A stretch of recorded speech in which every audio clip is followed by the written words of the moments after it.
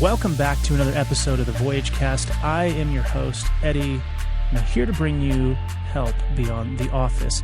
Each week, we're going to tackle big ideas that challenge the way we live, think, and connect. And today's topic, I think, is kind of a tough one because it sort of pushes against the cultural narrative. It's the cost of radical individualism. Every day is all about me. And how the cultural shifts that we're seeing over these past 60 years, like the sexual revolution as an example, have fundamentally reshaped the way we live, love, and build community. Now, this might not be something that everybody's offended by, but it's a problem. And we're going to take a look at how these changes have impacted the next generation. So let's consider this. Are these individualistic ideas actually liberating us, or are they quietly undermining the stability of family, relationships, and our collective sense of purpose? So buckle up because we're digging deep today. And unlike your TikTok feed, this is going to require a little more than 30 seconds of your attention. So brace yourself, my friendly little gnats. You can do this. This is so boring! Also, if you want the full article based on this episode, please check the show notes. And in that article, I have all the citations and links for any kind of collaborating material or resources that I have cited in this episode. So do check that out if you want to dig a little deeper. Okay, on with the show. Part one, the cultural shift from we to me. Over the past 6 decades, Western culture has shifted from being family-centered, where collective well-being and shared responsibilities were foundational values, to a me-first society. I get it. Personal autonomy and self-expression sounds like the ultimate form of freedom, and in some ways, maybe that's true. But is this newfound focus on individual achievement and emotional gratification costing us more than we realize?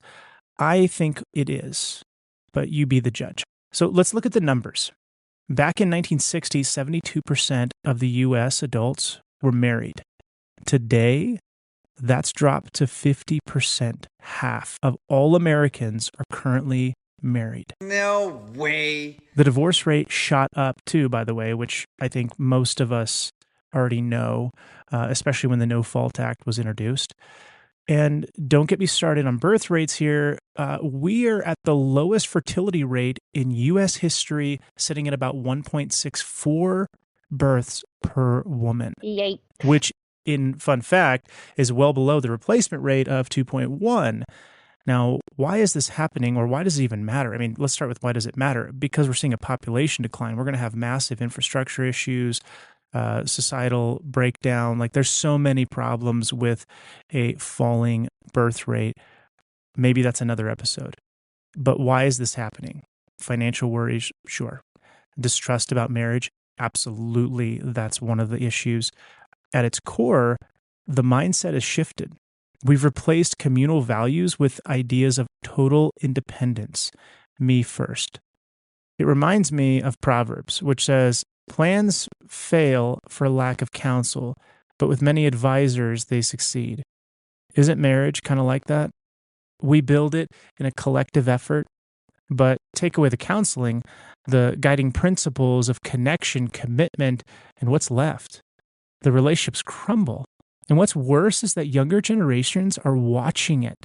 And frankly, they're not buying in. Nope. They see marriage as this unstable, ridiculous concept that's just wrapped around a piece of paper. I sort of did something on this in a previous episode where I talked about kind of the lies Screwtape tells us about marriage. But they do see it as an unstable thing. And family as optional. Why be a part of a family? In fact, what we're seeing too culturally is we're seeing a massive shift away from family, as we're seeing a division in ideologies within a family where one person has one political party, it's different than another, and then they reject each other outright. And there's nothing there to bridge that gap. So skepticism is all they're left with, and I don't think that's serving us. To give a complaint and then be skeptical about something without a better solution doesn't serve us. I mean, do you really think this is something that's helpful? To just complain about something and provide then no answer? Like, this system's broken down. I don't like it. Therefore, get rid of it. I mean, that's a big problem. In history, we used to take broken things and we would fix them. That's a better solution.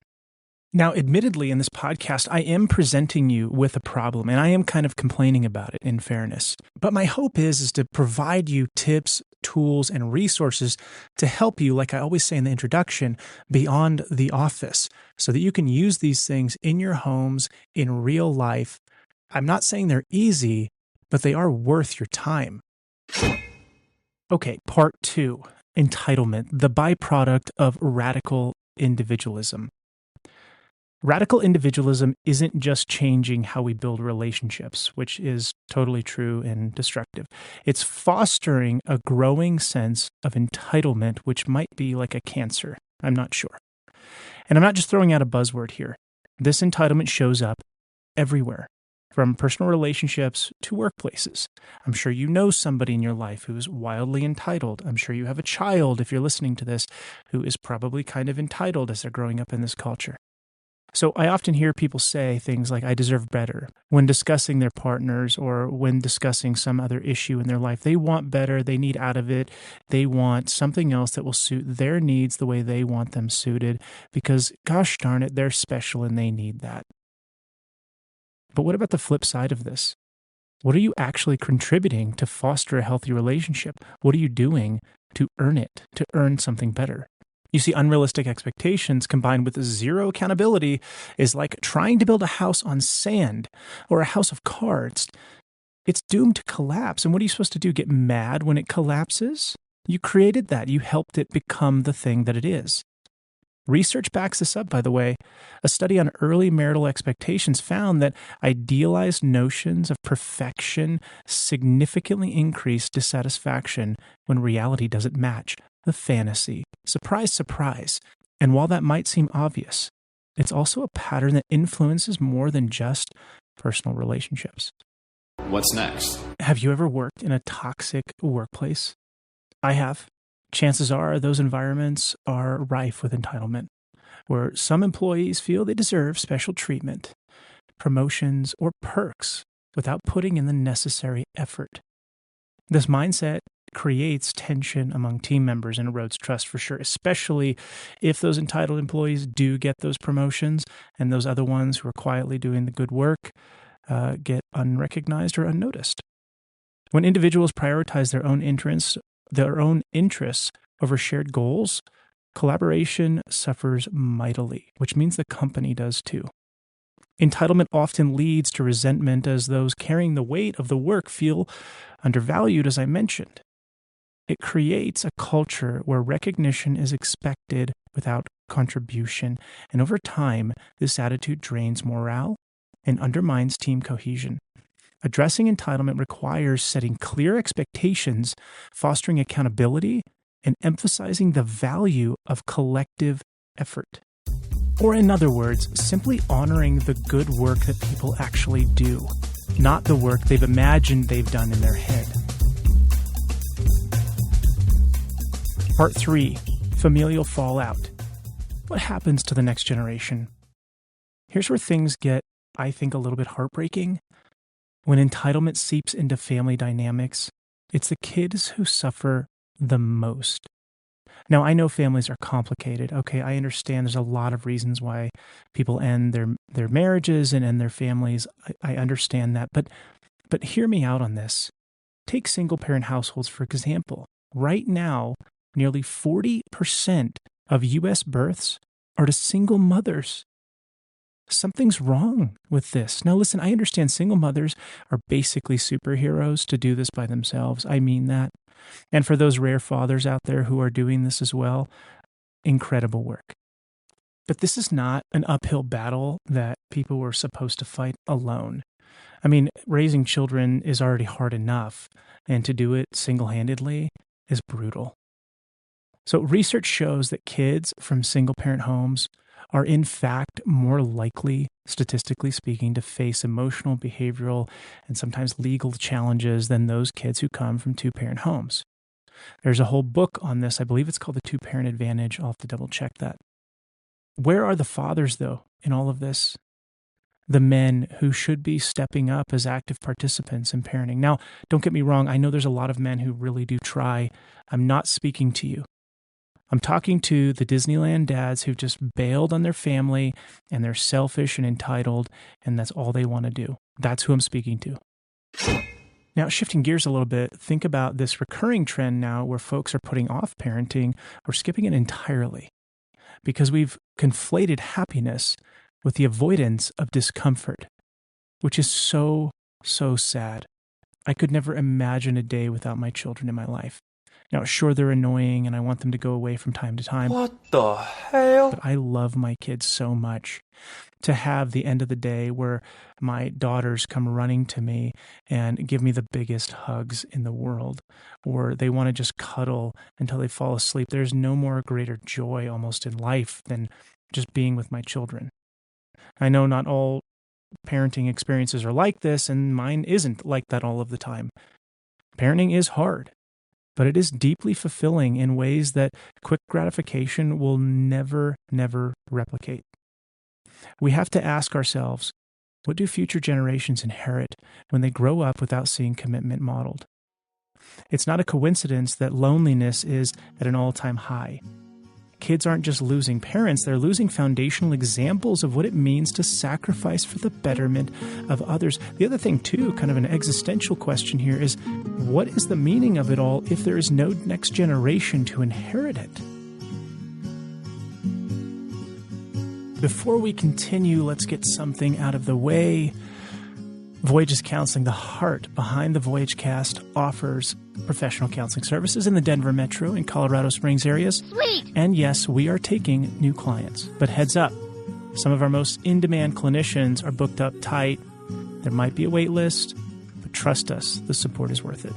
Also, we take most major insurance plans, so check the links in our show notes so you can get connected with our team so you can take the next steps. Now, if you're not in Colorado and you're listening to this podcast, that's okay. You've got options. Simply look online. There's got to be resources in your area. Psychology Today is a great resource. I have no connection to them other than I pay them to advertise. And, of course, keep coming back to our blog and podcast for guidance, support, and more help beyond the office. Growth isn't easy, but neither is standing still. All right, back to the show.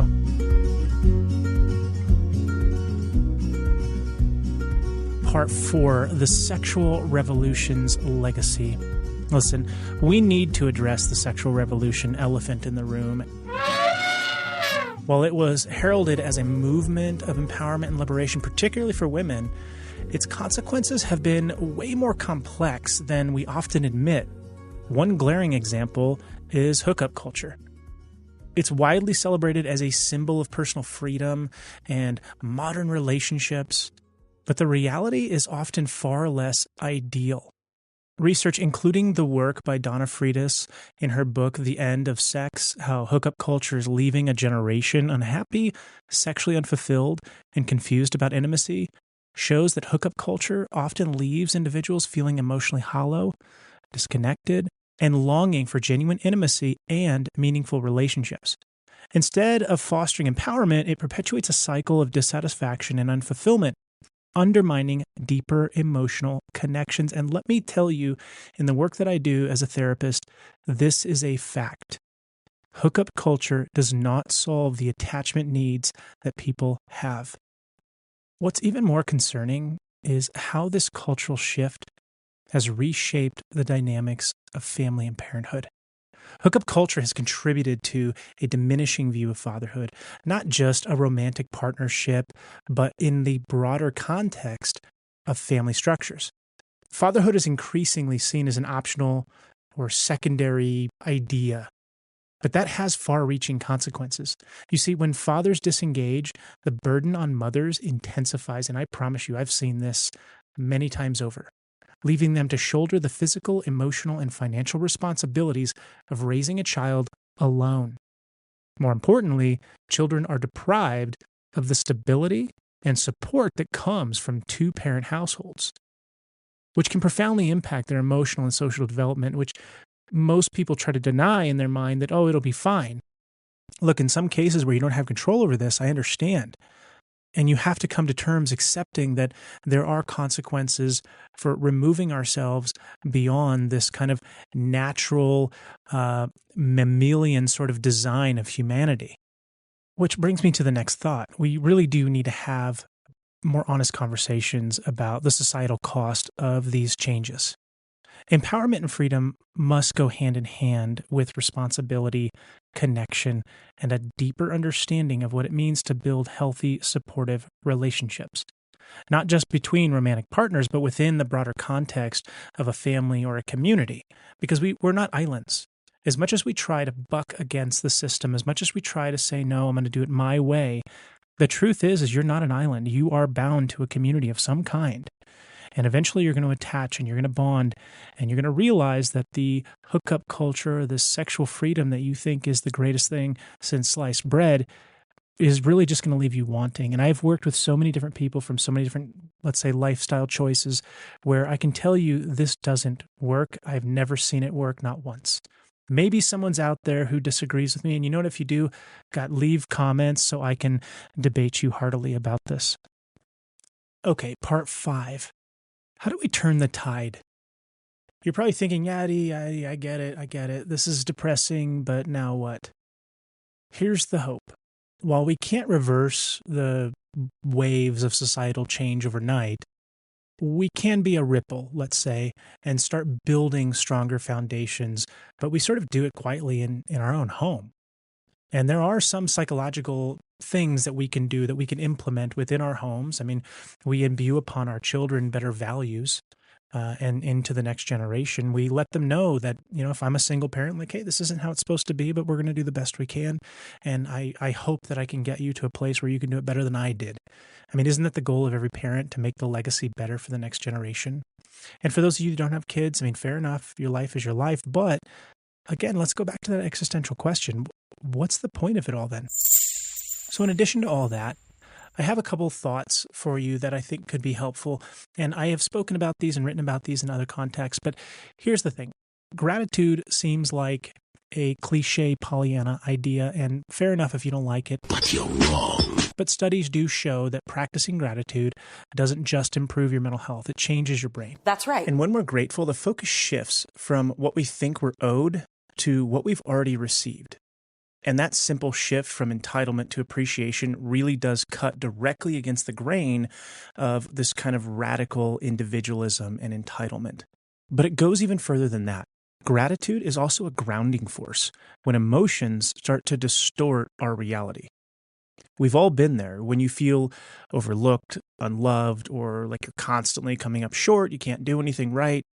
And if you're not careful, those feelings start to define your entire reality. But feelings as they aren't always telling the whole truth.